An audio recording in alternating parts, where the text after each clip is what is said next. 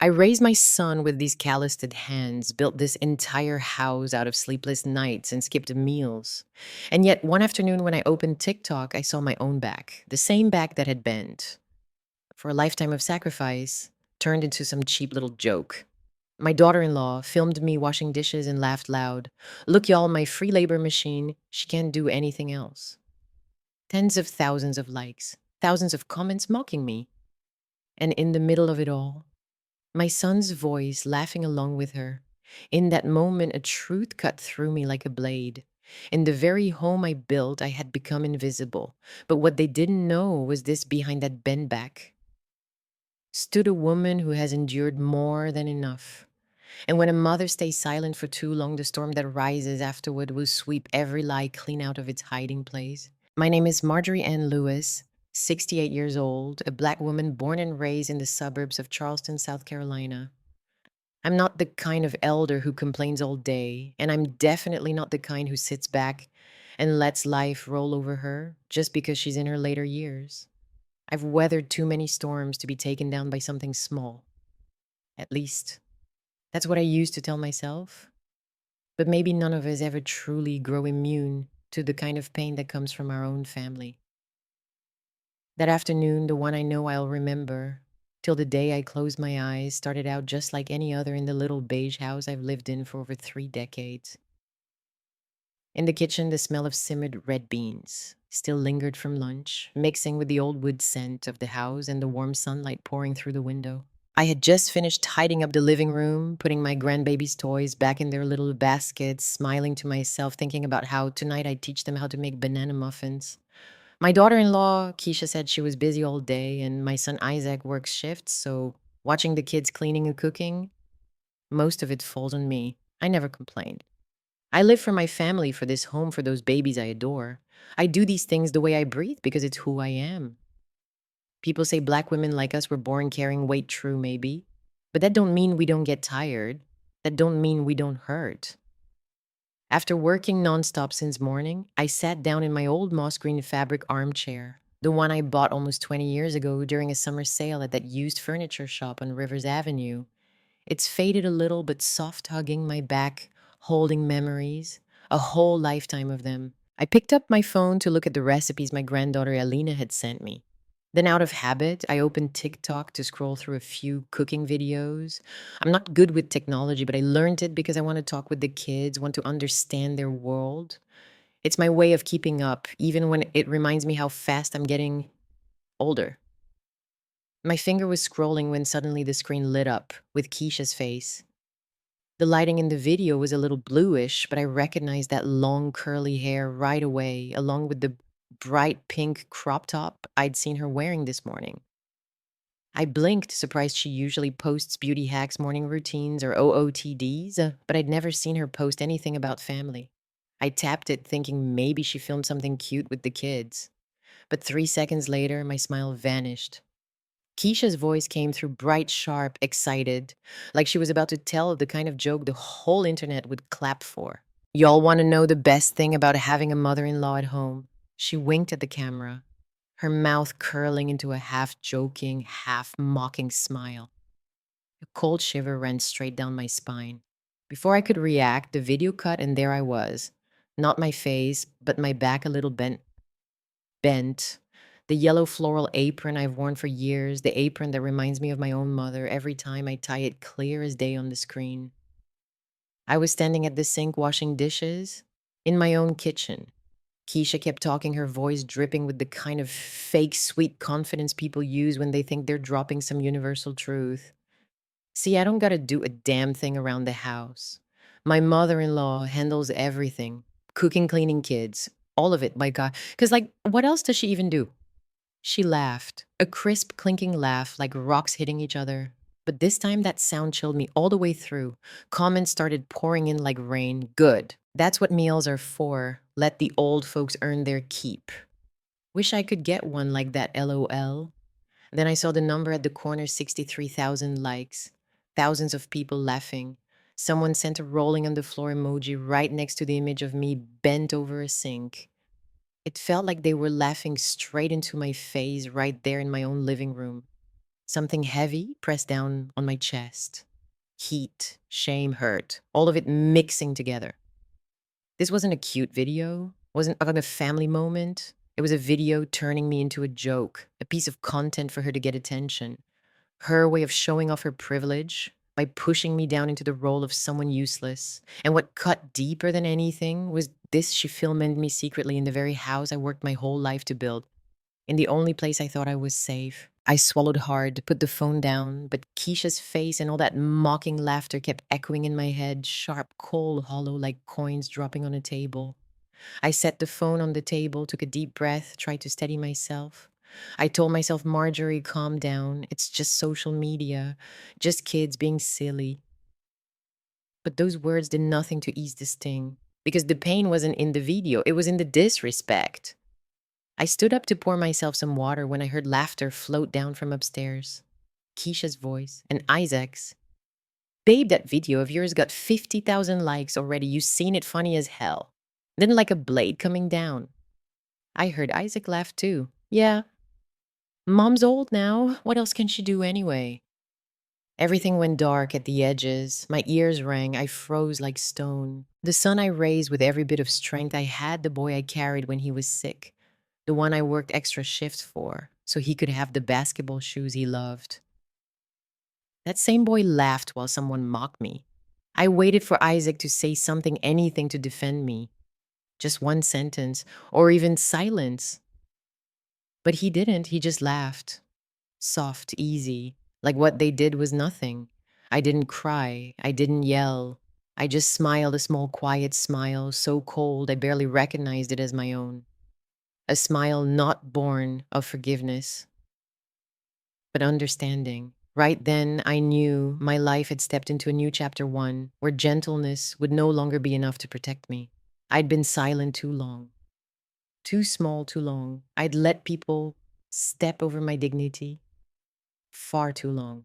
And that afternoon in my old but sunlit home, I made myself a promise: I will not let anyone, not even my own family, turn me into a shadow ever again. Two, maybe to really understand the kind of hurt that video carved into me, you'd have to go back years back to a time when I was still young, still strong, still believing that if I just worked hard enough, life would eventually be kind to me. But life don't work like that. Not for women like me, black women who always got to do twice as much, endure 3 times the weight, and barely ever get the credit we deserve. I met my husband, Raymond Lewis, when I was just 19.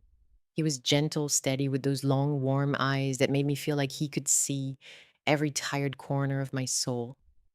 We married when I turned 22. 3 years later, Isaac was born. I thought I'd finally have a whole family, thought I'd live a quiet life in that little rented apartment off Maple Street, Raymond rocking the baby to sleep every night while I massaged his back after those long shifts. But when Isaac turned 3, Raymond found out he had stomach cancer. 4 months later, he was gone. And I was left standing there with a baby on my hip and a hospital bill that looked like it was designed to choke the life out of whoever was still breathing. The day we buried him, I stood under that blazing Charleston summer sun, gripping Isaac's tiny hand, refusing to let myself collapse. And right then, I knew from today on is just me. And I was right. No one else stood with me in the years that followed. When Ray died, everything else died with him. We didn't have good insurance. Both sides of the family drifted away.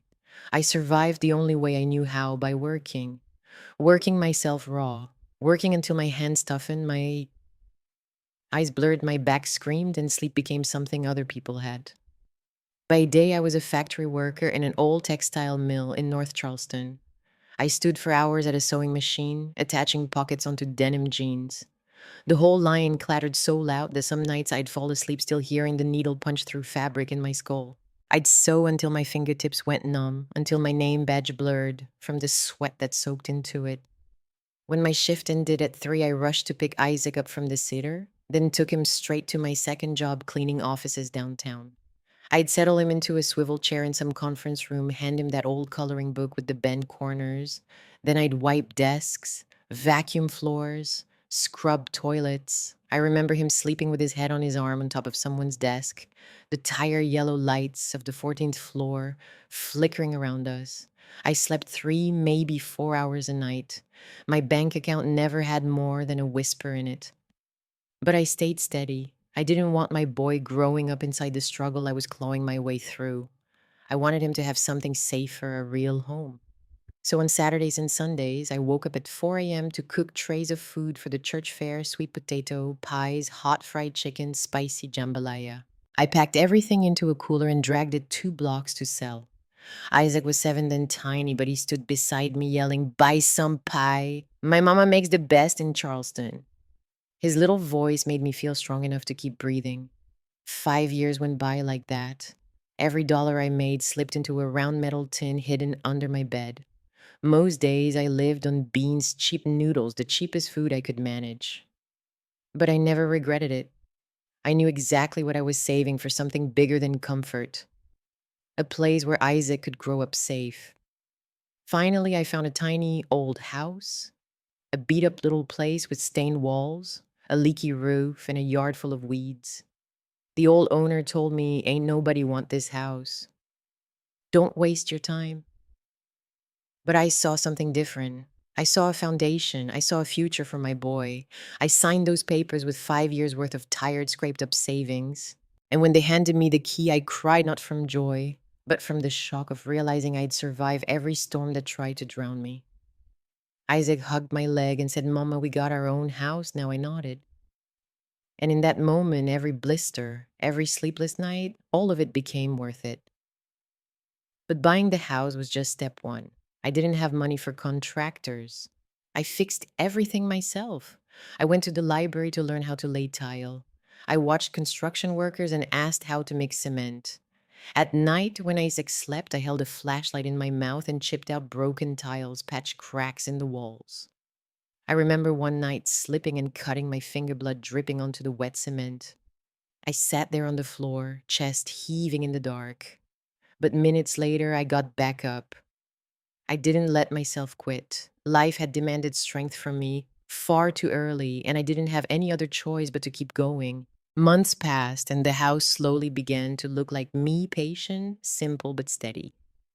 I planted bougainvillea by the front porch, put a peach tree in the back. Every spring, when the flowers bloomed, it felt like I was blooming too, like the hard years were finally fading into the distance. Isaac grew up in that house. Every night I sat at that kitchen table, helping him with homework, teaching him to read, teaching him right from wrong. When he got good grades, finished high school, and got into community college, I told myself, "Marjorie, you did what they all said you couldn't." I truly believed all that love and sacrifice would raise a man who honored his mother. I really did. Until that day, the day the same boy who once cried in my arms when he scraped his knee, the same boy who promised he'd buy mama a big house someday, stood laughing while someone humiliated me on the internet. And that was what made 5 years of struggle and 30 years of sacrifice feel like a cold, sharp blade cutting straight through my chest. 3. After that afternoon, after hearing Isaac's laugh blending with Keisha's smug little voice, I felt something inside me shift for good. It was like an invisible thread, one I'd wrapped around my own heart for decades to keep myself soft patient. The good mother had been stretched so tight that one more breath, one more ounce of pressure, and it would snap clean through. That night, I sat on the edge of the bed in the small room I'd taken for myself, the same room I'd settled into after giving Isaac and Keisha the bigger one. The pale yellow walls I'd painted by hand all those years ago had faded. The cheap wooden dresser I once bought from Goodwill when Isaac was little still stood crooked in the corner. I looked at it, all the proof of a lifetime of sacrifice, and wondered, how did I let things go this far? How did I let myself be turned into a maid, a decoration, a background character in my own life? But that question didn't linger long, because right behind it came something else, something unfamiliar clarity. A bright, shocking kind of clarity. It felt like I'd finally woken up from a long sleep, half sweet dream, half nightmare, and now it was time to face the truth I kept dodging. And that truth was colder than I expected. The next morning, I made breakfast like always: scrambled eggs, biscuits, grilled sausage, but my hands trembled, not from fear, from anger, anger so sharp I could barely keep the spatula steady. Keisha came downstairs in her shiny silk pajamas, phone in her hand, eyes never lifting toward me. She kept giggling, tapping on notifications, probably watching that video climb. To her, I was just content, a boost to her engagement. Isaac came down next, eyes dark from staying up playing games. When he saw me, he just said, "Mom, don't take yesterday so seriously." Keisha was just joking. I looked at him, really looked, and in that moment, I understood if I stayed soft, stayed silent, stayed small, I would bury myself alive in this very house I built with my own blood and sweat. I would never be respected, never be seen, never matter. Just a ghost aging in a place that should have been my refuge. So I decided I had to confront it. Around noon, while Keisha ate her delivered salad and Isaac watched TV, I opened TikTok again. I watched that video from start to finish, every frame, every laugh, every cruel comment. Each word felt like a thorn sinking deeper into my chest. But I didn't look away. I let the hurt settle in me like a bitter medicine so I wouldn't forget just how little they thought of me. Then I stood, walked to my room, closed the door, sat on the bed. My hands were shaking, but my eyes were steady. I knew what I had to do. That afternoon, for the first time in years, I wasn't home when Isaac and Keisha got back. I didn't cook dinner. I didn't clean. I didn't fulfill the role. I went to see the one person I trusted to tell me the truth without judgment. Azure Thompson, my oldest friend, a strong black woman I'd admired since we were young. Azure used to be a real estate attorney before retiring, sharp as a blade but kind. When I called, she knew immediately something was wrong. "Come over today," she said. "We need to talk." I drove to her apartment near downtown, small, orderly, filled with law books and black art pieces. Azure opened the door, looked me up and down, then wrapped me in a long, steady hug. I didn't cry, even though the tears were right there. We sat on the couch. Azure poured ginger tea into a cup and handed it to me. Then she said something I'll never forget. "Marjorie, you've endured enough." I told her everything, every detail, every cut that had been building inside me. When I got to the video, I handed her my phone.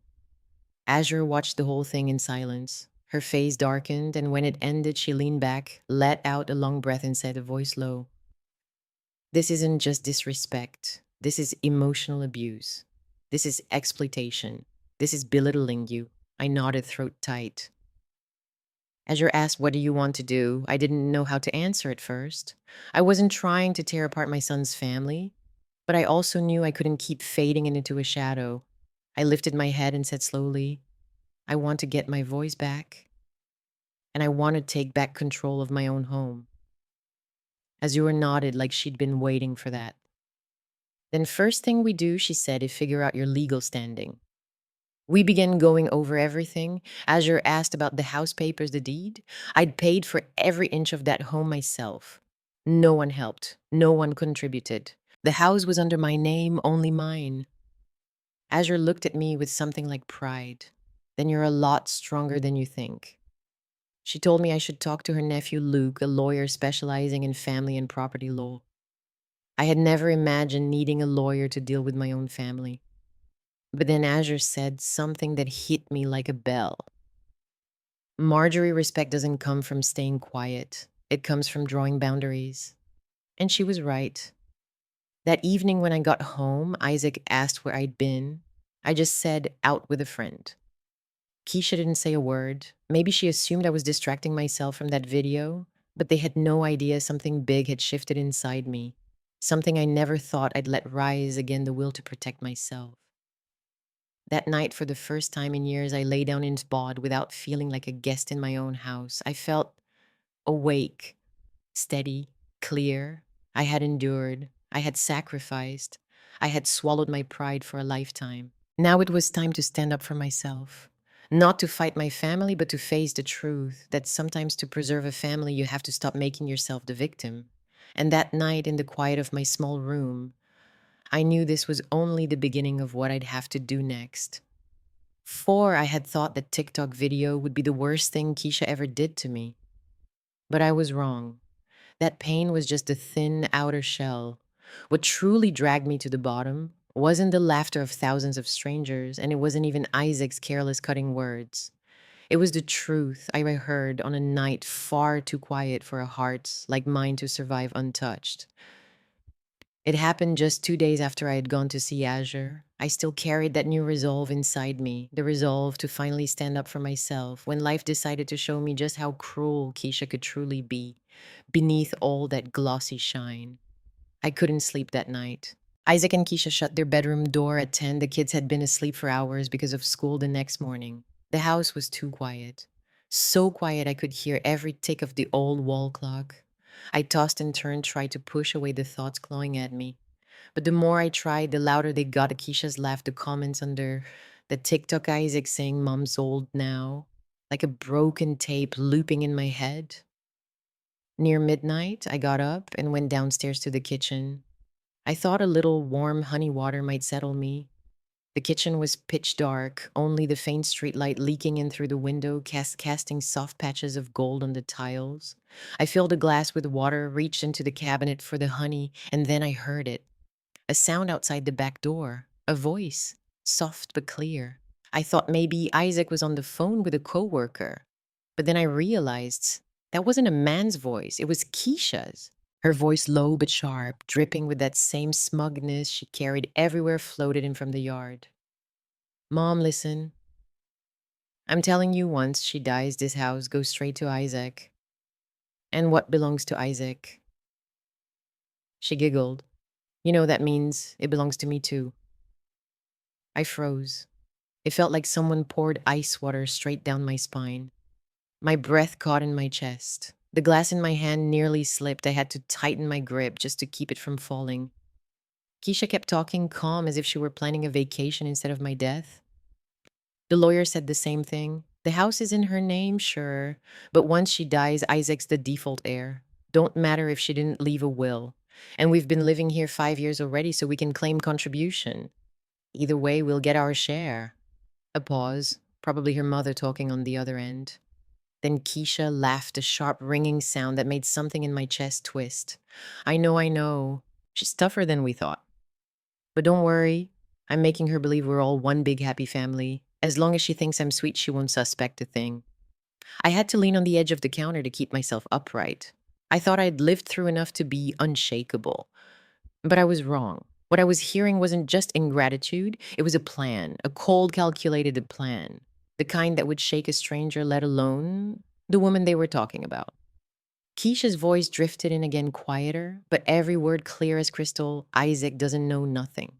If he knew what I was planning, he'd get all soft and start crying about how his mama deserves respect. He's weak, so just let him stay clueless. Once she dies, we're selling this house 400, maybe 450. We did the math." That last part made my entire body tremble. She was putting a price on my home, the home I built, with blood tears and sleepless nights after my husband died. She was putting a price on me. I set the glass down on the counter without hearing it touch the wood. My whole body felt numb, my knees soft like they might give out. I had to inhale deeply again and again just to stay standing. Then something strange happened. Something that didn't match the natural reaction of a wounded heart. While my breath shook from the shock, while tears threatened but never fell, my hand slipped into the pocket of my robe, and without thinking, or maybe guided by God Himself, my finger tapped the record button on my phone. I didn't think, I just acted. I let it capture everything, every word, every drop of poison, every piece of the plan she shared with her mother about my house, my death, my future. When Keisha ended the call and the back door clicked shut, I stepped deeper into the shadows of the kitchen. I stood there a long time, long enough for the water in the glass to turn cold. No crying, no yelling, no breaking things, just a heavy, suffocating silence. And a small flame beginning to rise inside me. I walked back upstairs, phone still tight in my hand. I closed my door so quietly I barely heard the latch. Then I played the recording, listened to every word again, and something in me shifted permanently. It wasn't just pain anymore. It wasn't humiliation. It was clarity. Clarity that if I stayed quiet, they'd keep stepping on me. If I didn't protect myself, they'd take everything. If I didn't rise up now, I'd lose my home, my dignity, and myself. I sat on my bed, placed a hand over my chest, feeling my heart pounding like it was trying to break free. I knew I would never go back to who I'd been. Kindness wasn't going to save me. Patience wasn't going to save me. But clarity and the evidence on my phone would. That night I stayed awake, but not to cry. I stayed awake to think, to plan, to remember every word Azur had told me, to build a path not for revenge, but for protection. Protection of my home, protection of my future, protection of the woman I still was, and the woman I refused to let die quietly. 5. After the night I heard Keisha's phone call, I knew I couldn't keep sitting in the dark, swallowing everything like I had my whole life. I'd been silent when Ray died, silent when Isaac was little and I worked myself half to death, silent when Keisha slowly turned me into the housemaid. But this time silence wasn't sacrifice. It was a death sentence and I refused to sign it. The next morning, after a sleepless night, the weak sunlight creeping through my window lit up the old cracks in the wall cracks I had patched and painted with my own hands years ago. Each one looked like a scar from my life, years of struggle, years of endurance, years of trying to hold this house, this family together. But now, this same house I rebuilt with half my lifetime was the target of a cold, calculated scheme. I sat up, laid both hands on my knees, and breathed deep. Then I stood, grabbed my old handbag, and decided to call Azure. Azure, you free this morning? I asked, my voice raspier than usual. I'm here. Come over and bring every document you have for the house. Her voice was firm, no hesitation, no small talk. For the first time in days, I didn't feel alone. I reached Azure's place near 10 a.m. She opened the door with a grave look on her face. We didn't hug like we always did. She just gave me a sharp look and said, "This is big, isn't it?" I nodded. We sat down. I took out my phone and played the recording from the night before. Every word Keisha said, every mention of my death, every attempt to price my home, every plan to manipulate Isaac filled Azure's quiet living room like a cold wind blowing through a graveyard.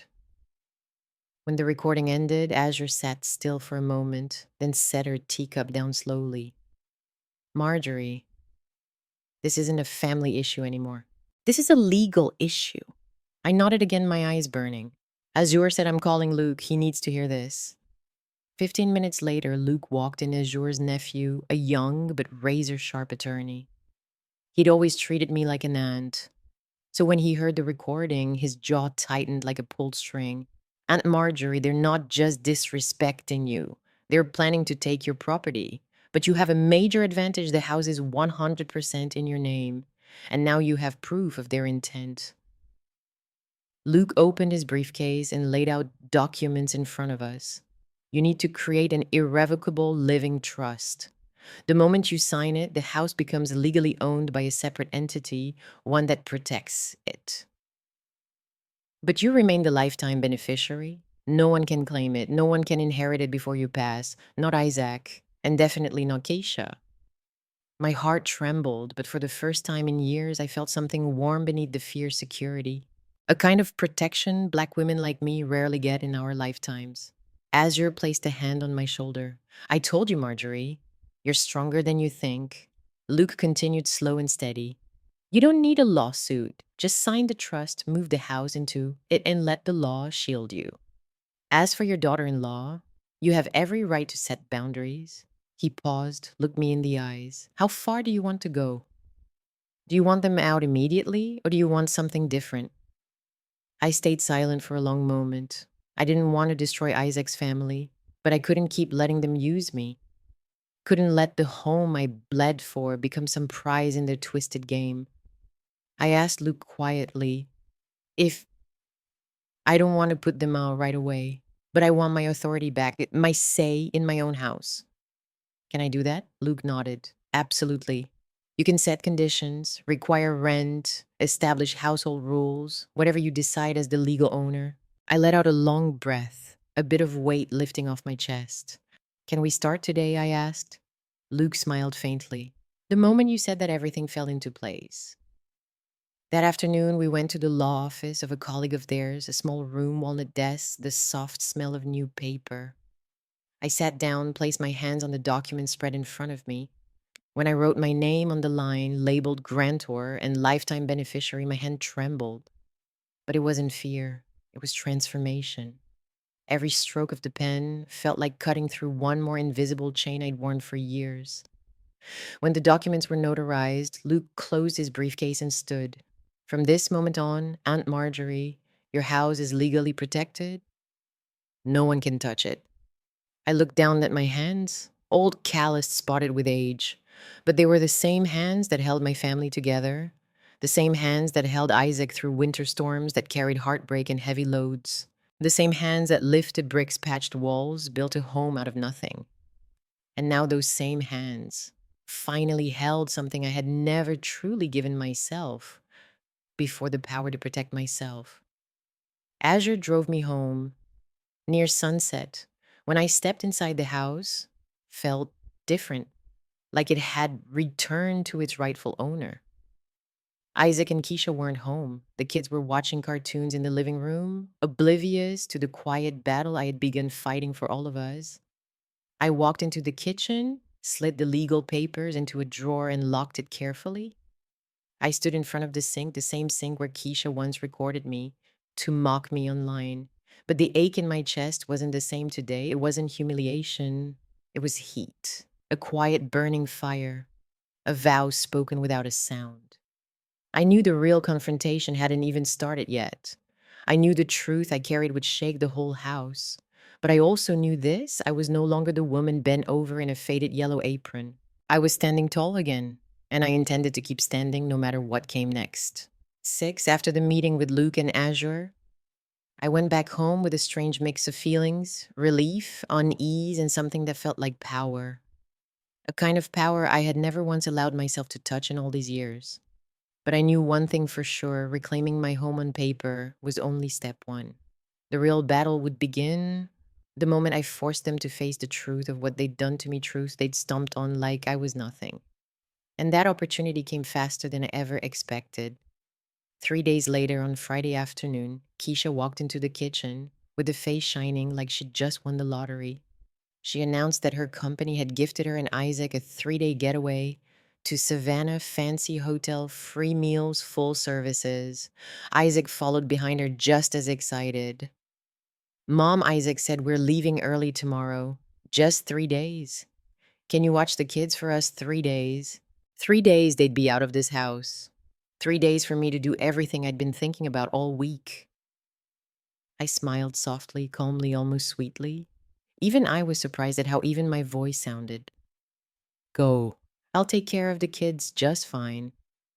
Keisha looked at me like I'd granted her royal favor. She didn't know that smile and that yes were the storm clouds forming behind her back. Saturday, 7 a.m. I stood on the porch watching their car roll down Maple Street, disappear around the bend behind the neighbor's white fence. Morning breeze carried the smell of magnolia across the yard. I tightened my grip on the house keys. The kids were inside eating cereal, eyes glued to cartoons, innocent as little angels. When the engine noise faded into silence, I took out my phone and called Luke. Luke, they're gone. I'll be right there, he said. Stay calm, okay? Tonight, I replied, the mother of this house comes back to her rightful place. 30 minutes later, Luke pulled up with 2 young men, Robbie and Malik, movers he trusted. They greeted me with kind smiles, but in their eyes I saw something heavier, something respectful. Maybe they understood this wasn't just moving furniture. This was a woman taking her life back. We started with the master bedroom, the room that had been mine for over 30 years before I foolishly gave it up so Isaac and Keisha could be comfortable. When I opened the door, Keisha's perfume rushed out, sweet, heavy, suffocating. The room had been decorated in that cold, modern look: gray walls, white faux fur, blanket, cream bench. No trace of me, as if I had never lived a single day of my life in this home. Take it all, I said. My voice didn't shake, didn't rise, didn't fall, just steady, unbothered. Done. Robbie and Malik began dismantling the bed frame, unmounting the TV, packing every pair of shoes, every designer purse, every overpriced candle, every cosmetic jar, every decorative piece Keisha brought into this house. Luke took photos, logged each item carefully. Everything neat, professional, not a thing broken. When we reached the living room, I stared at the gray sofa Keisha bought last year. I remembered the day she told me to move my moss green armchair, the one that had held me through decades, down to the basement because it didn't fit the modern vibe. I looked at that couch like it was a symbol, a marker of the day I stopped being seen as the homeowner and became the help. That goes too, I said. Malik lifted one end, Robbie took the other.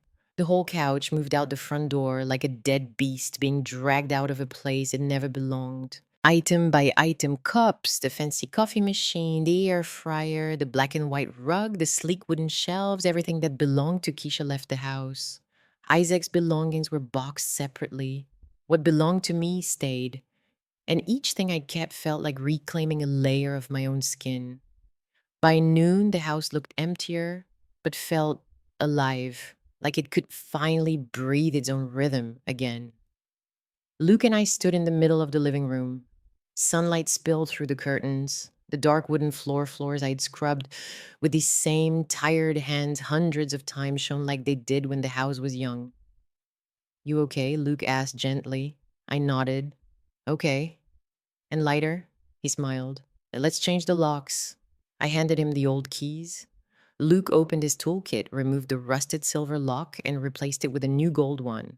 When the final click sounded, I couldn't help myself. I reached out and touched the doorknob.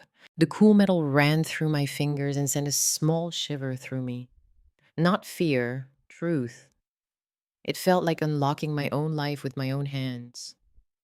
By afternoon, with the house restored to its original bones, I let the kids play in the backyard. I sat on the old wooden bench under the peach tree, watching them run and laugh, and for the first time in years, I felt it. This is my home, mine, not a place I borrowed, not a place I was erased inside, not a place I worked like hired help. My home.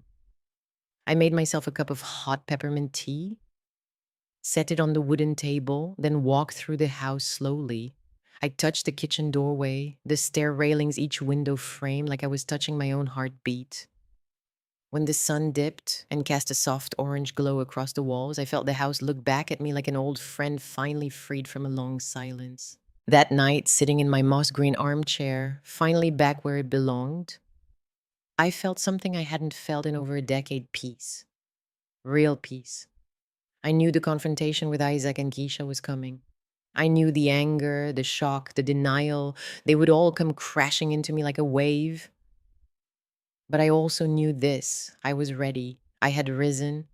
I had reclaimed every piece of myself I once believed was lost forever.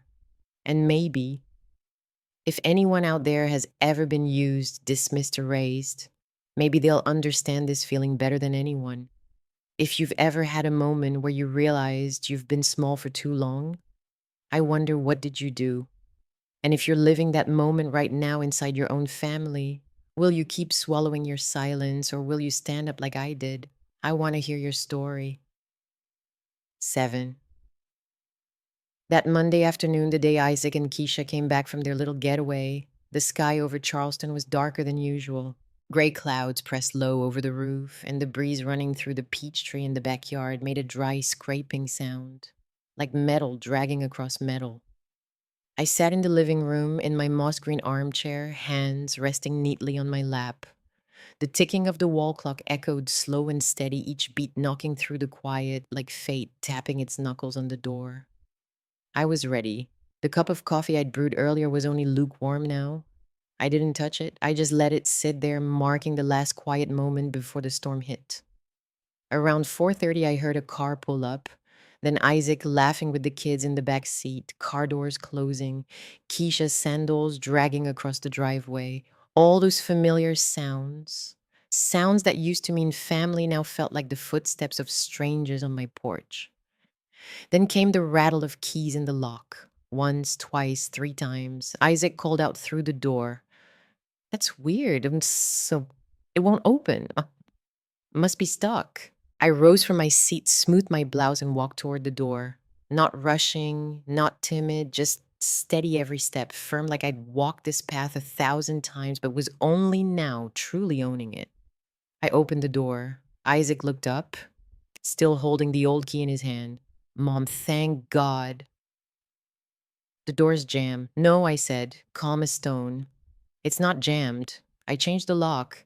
I had never seen the expression that passed across his face, surprise, fear, confusion, all tangled together. Keisha didn't bother hiding her irritation. You changed the lock. For what? Who told you you could? I looked her straight in the eye. Not angry, just done. Just finished with all of it.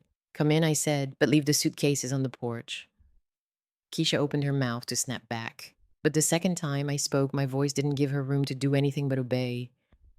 Leave them outside. She froze. Isaac looked at her, then at me, and they set the luggage down. The moment they stepped inside, they stopped dead in their tracks. The living room was emptier than when they left. No more gray sofa, no more giant TV, no more modern aesthetic. Keisha tried to force into this house. Just my moss green armchair, my old wooden coffee table, the small TV I bought when Isaac was in middle school. The house had returned to its true self, clean grounded, untouched by intrusion. Keisha's eyes went wide. What? What is this? Where's my stuff? She bolted up the stairs. Seconds later, her scream spilled down from the master bedroom. Isaac, everything's gone. My bed, my dresser, my makeup, my clothes. Everything is gone. Isaac's face went pale. He ran upstairs. Then the two of them came back down, looking like they'd seen a ghost, horrified, confused, and just scared enough to tell the truth was sinking in. Mom, Isaac said, voice shaking. What? What did you do? I sat back down, hands on the armrest, eyes locked on him. All I did, I said, was remove what doesn't belong in this home. Everything you two brought in is in storage. I have a full inventory, pictures of every item and witnesses. What? Keisha shrieked. You took my things. Do you know that's... I didn't let her finish. I pulled out my phone and pressed play. Keisha, I said softly, before you say anything else, you should hear yourself. And then the house fell silent. Her voice filled the room, sharp, cold, undeniable. Once she dies, the house goes to Isaac. He's dumb, just let him think his mom is a saint. Sell the house for 400,000 easy. Just keep the old woman thinking we love her. Isaac collapsed into a chair like his legs gave out under him. Keisha stood frozen face, white lips, trembling eyes wide like she was staring into a mirror for the first time and didn't like what she saw. No, that's edited. You cut that together. The recording is 8 minutes and 17 seconds long, I said. Impossible to fake. Isaac turned to her, voice cracking. You planned this. You really... She couldn't answer. Her eyes kept darting around the room. Her hands clawed the edge of her shirt like a child caught lying. Isaac's breathing grew heavy. He looked back at me, eyes red. Mom, I didn't know. I swear I looked at him. And for a moment I saw my little boy, again the one who used to follow me through the factory asking, Mama, can we have fried chicken tomorrow? I said gently, I know, Isaac. If I thought you were involved, your things wouldn't still be in this house. Isaac broke down, tears hitting the wood floor like something precious cracking open after years of pressure. Keisha stood there trembling, stripped of every ounce of arrogance she'd ever worn. Everything shattered around her like glass. Then Luke walked in from the back door, briefcase in hand. Sorry I'm late, he said. I'm Mrs. Marjorie's attorney. Keisha spun around. Attorney Luke opened the case and set the documents on the coffee table. This is the trust agreement. From today forward, the house is legally protected. No one, not you, not Isaac, not any future relative, has claim to it. Only Mrs. Marjorie holds control. And here he handed them a paper, the address of the storage unit containing your belongings. Every item is catalogued. Isaac dropped his head into his hands. Keisha's mouth fell open, but no sound came out. I didn't have to say a word. The truth and the proof did all the speaking for me. I simply stood there, surrounded by the home. I built the home. I saved the home I finally reclaimed. And for the first time in years, I stood exactly where I was meant to be. Not a shadow, not an afterthought, not the help, but the owner of my own life. 8. After the recording finished echoing through that stripped down living room, like a hammer striking cold metal, an unbearable silence fell over the three of us. Isaac collapsed into the moss green armchair, the same one that had been shoved into the basement for years because Keisha said it was outdated. And Keisha just stood there frozen, her body upright but her spirit slipping right out of her chest the moment she heard her own voice coming from my phone. I didn't feel joy. I didn't feel spite. I didn't even feel the urge to push her deeper into the corner she'd built for herself. What I felt, it was tired. A deep, bone soaked exhaustion the kind of person feels after running too long in the dark and finally finding the switch to the light. Isaac let out a broken sob. Mom, I'm so sorry. I didn't know. I swear I didn't know anything. I didn't answer right away. My heart hurt, but it wasn't shattering anymore. Those cracks had been patched over by the clarity I'd gained these past few weeks. While Isaac shook, Keisha finally started to react. She took one shaky step toward me, her voice cracking. Mama, you have to understand that wasn't, I didn't mean it like that. That was Luke, who had been standing quietly this whole time, cut in calmly. You really shouldn't say anything else without your own attorney present. Keisha spun around, eyes wide with both anger and fear. Shut up, you're not my family. Luke shrugged. No, but I am your mother-in-law's lawyer, and your mother-in-law is holding evidence of your intent to commit property fraud. I let out a slow exhale, keeping my voice steady. Keisha, I heard you clearly that night. I'm not twisting anything. I'm not imagining anything. I just want you to face what you did. She covered her face, tears sliding down her hands. But unlike every other time she cried, tears meant to sway Isaac today. Her tears carried no power. Isaac pushed himself up unsteady on his feet. He looked at her, then at me. His voice came out raw. You said those things to my mom? You really planned all that? Keisha cried harder, desperate. I was just angry. I didn't mean it. I wasn't serious.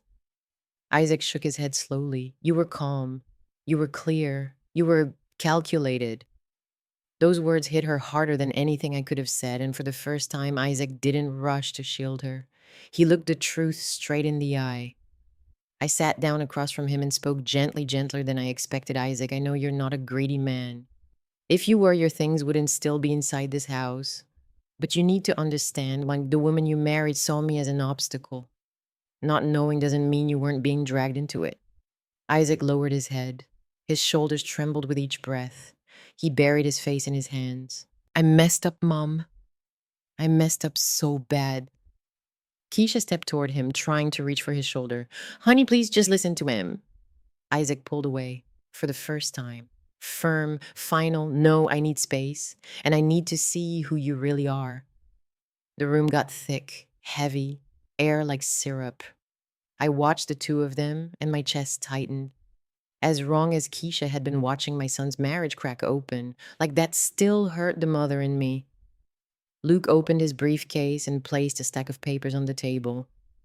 Mrs. Marjorie, let me explain your legal standing.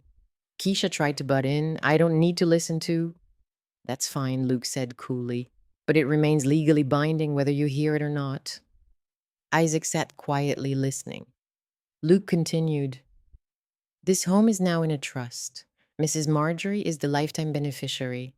No one, not even her son, has any claim to it. It cannot be inherited, divided, or used as a marital property, and certainly not by you. Keisha's eyes filled with rage. You can't just do that. I've lived here for years voluntarily. Without a rental contract, Luke replied, legally, you're only a guest living by permission, and the homeowner may change conditions at any time. Her mouth hung open, but no sound came out. I looked at her, my voice calm as water.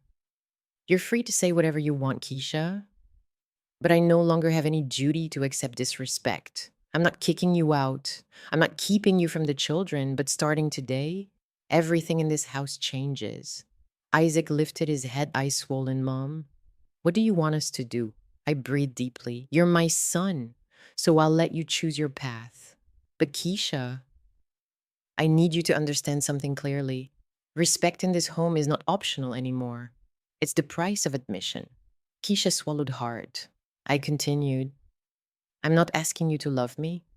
I'm not asking you to treat me like your own mother. But I am asking you to stop using me. Stop treating this house like a prize you're waiting to inherit. And stop turning me into content for social media. Keisha sank down on the floor by the staircase, head buried in her hands. For the first time, her tears weren't theatrics. They were the tears of someone who finally saw herself, really saw herself, and realized she'd crossed a line she couldn't uncross. I stood up. There was nothing left to argue, nothing left to reveal, nothing to prove. Only consequences. Consequences each of them would have to face on their own. 9 after that afternoon, when the truth finally spilled out right there in the middle of the living room, in the home I spent my whole life building, things didn't go back to normal overnight. Family isn't a small wound you can cover with a bandage. It's a living body. Every shift in it shakes everything else. But change did begin, slow, steady, like the first light of dawn pushing its way through the tail end of night. In the days that followed, Isaac kept his distance from Keisha. Not with coldness, not with anger, but with the heavy silence of a man standing face to face with his own reflection. Every evening, he sat in the kitchen with no phone, no TV, just a cup of tea in his hands while he stared out into the backyard. Watching him like that hurt me because I knew my only son was realizing he'd been led blind inside his own home. One night while I was rinsing a glass, Isaac finally spoke. Mom, I'm sorry. I made you suffer for way too long. I didn't want him drowning in guilt. I set the glass down and sat across from him. Isaac, I don't blame you. I'm only sad you couldn't see through someone you trusted. But everybody walks blind sometimes. He dropped his head, voice trembling. I want to fix this. I want to make things right with you. And starting that day, he did something he'd never truly done before. He took responsibility. No more leaving everything on my shoulders. Isaac woke up early to take the kids to school. He did the laundry, repaired the broken railing in the backyard, cleaned the storage room, helped me cook dinner. Then one evening, he handed me an envelope. Mom, I want to pay rent every month. I've been living here without contributing anything, and I'm ashamed. I opened it, $1,500. Isaac, baby, I don't need. If you don't take it, he said, eyes red, I'll feel like I don't deserve another chance. So I took it, not because I needed the money, but because it meant he was growing. Keisha disappeared for almost a week. I didn't ask where she went. I didn't want to add weight to Isaac's shoulders. On the 8th day, when the wind shifted and the sky hung low, she came back. She stood on the porch for a long time, hesitating like a child scared of punishment. Isaac opened the door, but he didn't let her come in. They talked outside, soft voices, tight edges. I didn't eavesdrop, but I saw Akeisha shaking and Isaac standing tall, not mean, not weak, just a man finally holding his boundaries. When Isaac walked back in, Keisha stayed on the porch a moment before turning away, climbing into her old car, and driving down toward Rivers Avenue. It was the first time I ever saw her shoulders sag, like she was finally feeling the weight of what she'd done. They separated. No screaming, no curses, just the quiet end of something that had been false from the start. As for the kids, Isaac let me explain gently that their mother would visit them on weekends. Neither child cried. Children often understand truths adults spend years denying. Then came the apology video. I didn't demand it, but Isaac said, Mom, if she wants any kind of future with me, she has to face what she did. 3 days later, Keisha sent me a link, a new TikTok video, no filter, no makeup, no bright lighting to soften her face, just her puffy-eyed, tired reel. I'm sorry, Mama Marjorie, she began, voice small. I was wrong. I disrespected you. I used you for content, and I said things no one deserves to hear, especially a woman who worked her whole life and raised her son on her own. I sat still, hands clasped. The video continued. I'm sorry for hurting you. I'm sorry I forgot I was living in a house where every brick was paid with your sweat. and sometimes your tears, a long pause. Then she said the one line that softened something inside me barely but enough. I'm not asking you to forgive me because I know I don't deserve it. I just want you to know I'm trying to change who I am piece by piece. The video spread fast, not like the first one with mockery and laughter, but with a quiet ripple.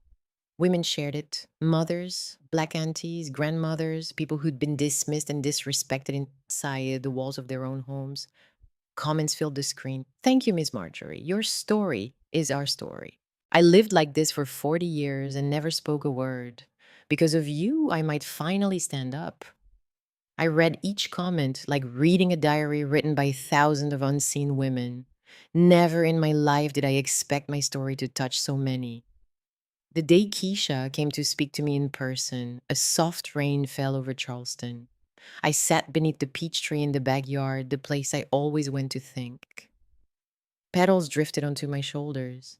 Keisha stepped out with a thin jacket looking smaller than I'd ever seen her.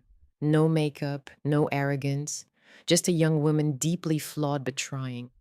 She sat across from me but couldn't meet my eyes. Mama, she whispered. I'm really sorry. For real this time. I looked at her not with open arms, not with coldness, just with honesty. Keisha, I don't know where your path will take you after all this, but I hope you learned something it took me a lifetime to understand. Respect is the foundation of every relationship. Without it, even love becomes a burden. She nodded, tears falling. I know. We sat there for a long moment, no more words needed. And for the first time since I met her, I saw something in her I had never thought possible: humility. As time passed, peace settled back into the house. Isaac worked hard, spent more time with the kids, cooked breakfast on weekends. My son finally returned to the good hearted man I always believed he still was, buried but not gone. Keisha visited the kids every weekend. They hugged their mother with this simple, pure love. Only children understand, no judgment, no bitterness. Maybe that was the one thing left untouched by the wreckage. And as for me, I didn't just reclaim my home, I reclaimed my voice, my worth. The version of myself I had lost when I spent too many years caring too much, staying too quiet, loving too hard until people forgot how much I mattered. One afternoon, I sat beneath the peach tree again, sunlight slipping through the leaves, scattering golden patches across the ground. I thought about Raymond, about the years I lived in a darkness I didn't even recognize, about the night I heard Keisha speak of my death like it was a business strategy. Then I looked back at the house, imperfect, weathered, but honest, a witness to my whole life, a home that had finally returned to its true name. And I knew one thing with absolute certainty: I did not live in vain. I stood up, I reclaimed myself. I came full circle back to the woman I'd always been. And now, in the quiet afternoon of Charleston, I finally felt my heart settle. At last, I was at peace. After all the years of enduring, all the months of swallowing my voice, my life finally settled back into the place it should have been all along. I still woke up early each morning, still brewed my familiar cup of peppermint tea, still stepped out into the backyard to sit beneath that old peach tree Raymond planted one spring so many years ago. But everything around me felt lighter now, brighter, easier to breathe. No more fear of being belittled. No more bending myself under harsh words. No more feeling like a leftover in the very home I built with my own hands. Isaac walked across the porch and called out Mom with a warmth I hadn't heard in years. The two kids ran around the yard, laughing those little bell-like giggles, announcing that peace had come back home. And even Keisha, no matter how big her mistakes had been when she saw me, she bowed her head with a sincerity small but real. And for me, that was enough. I once thought I was just a widowed mother getting older by the day. But it turns out I'd become something larger, a reminder that women, especially Black women, mothers, women who sacrifice their whole lives, we weren't born to be stepped on, and quietly fade away. I didn't seek revenge. I simply stood up to protect the rest of my life. And sometimes that alone is enough to change an entire family. Looking at the house glowing in the afternoon sun, I finally understood I didn't defeat anyone. I defeated my own silence. And it makes me wonder, How many of you have lived like I did? Been dismissed, pushed aside in your own family? If it were you, would you keep holding your tongue? Or would you rise up the way I did? Leave your feelings in the comments. I want to hear your story. And if you want to follow along for more stories full of weight and truth, don't forget to subscribe and walk with me through whatever chapters come next.